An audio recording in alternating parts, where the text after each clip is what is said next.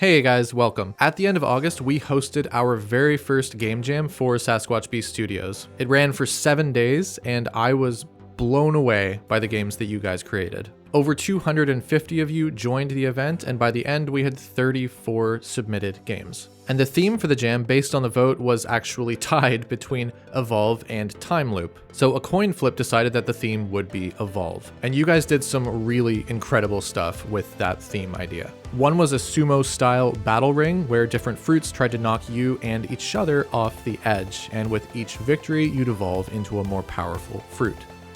Another one had you evolve an entire community by helping residents of a medieval town finish their quests. This world was massive and beautiful to explore.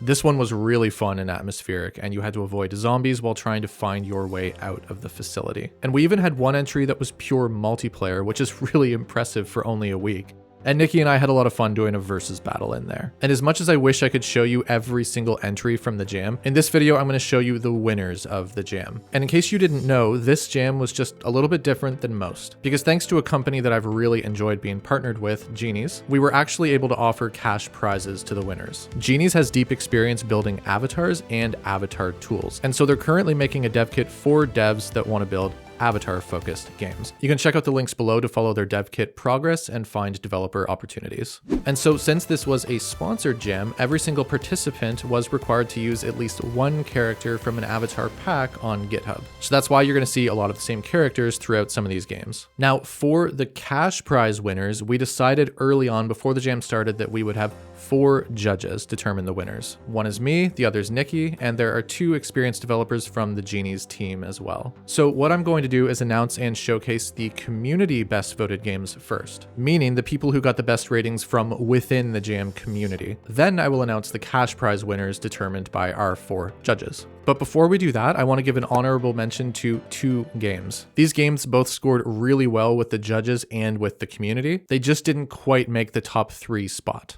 So first, let me introduce you to Morphe Generations. Now, this game has a really interesting premise behind it. Your character, called a Morphe, it dies after a timer expires, and it's really fast at first. But each time a Morphe dies, a new one is born, and it's stronger than the last one. So you're gonna live longer. But also, every single action you do in the game, you can level up. Moving, dealing damage, taking damage, it all makes you stronger. But your level up only applies to the next generation Morphe. So you run around attacking these simple enemies that spit projectiles at you, and your goal is to level up enough to be able to defeat this red boy over here.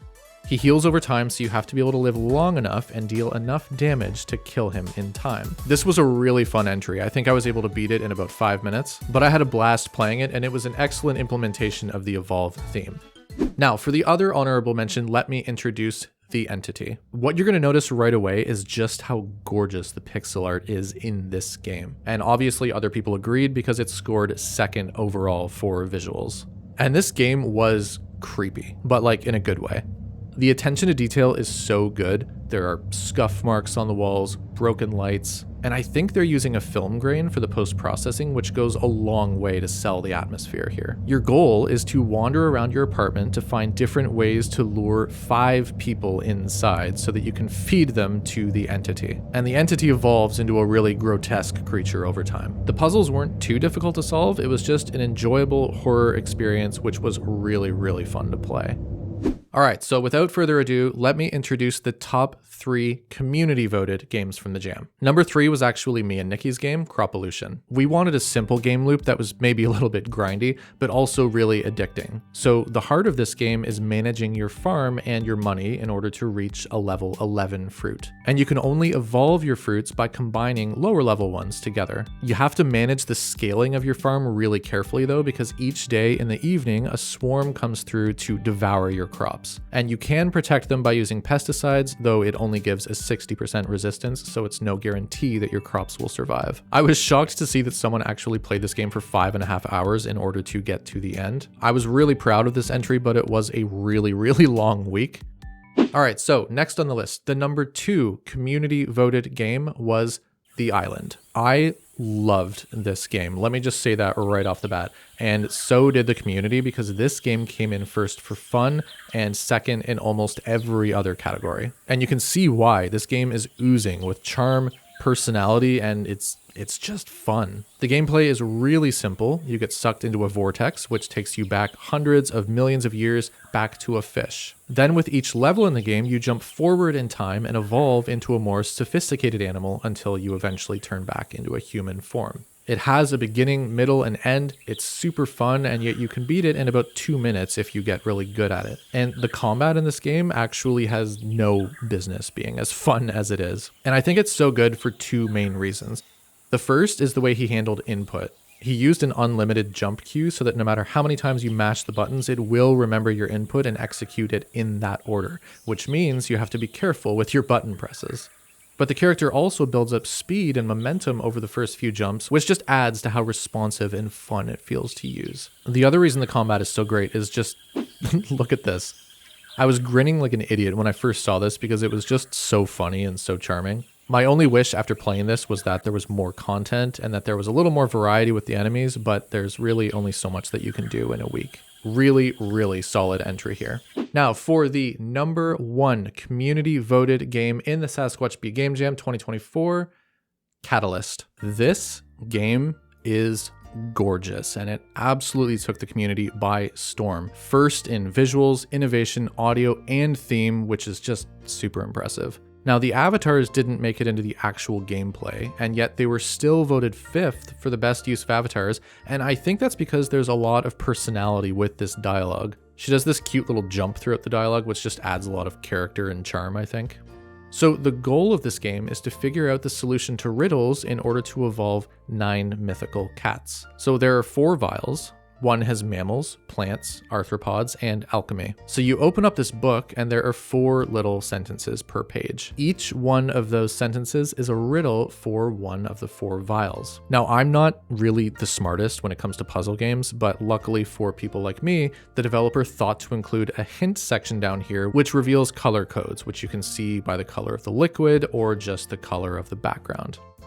I'm really glad that was there because I don't think I would have figured out the solution to any of them without it. But the dev also provided a text file with all the solutions so that people who are not great with puzzles or didn't have time could still see all of the game's content. The game is a really simple premise, but it's really fun trying to decipher the puzzles and see what kind of cat you get out of each one. And some of the puzzles are just funny. Spoiler alert, by the way, for some of the riddles, like the mortal enemy of catkind being a cucumber, or Raise's debate about its shape being the earth. Really, really great entry here.